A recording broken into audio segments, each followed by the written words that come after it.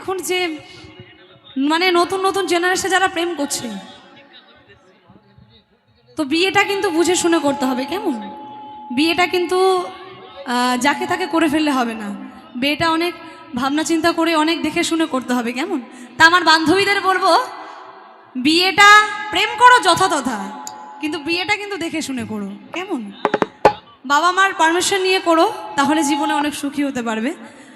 আমিও না না জানিয়ে পড়েছি যদিও, তবে আমি ভালো আছি, আমি যথেষ্ট ভালো আছি।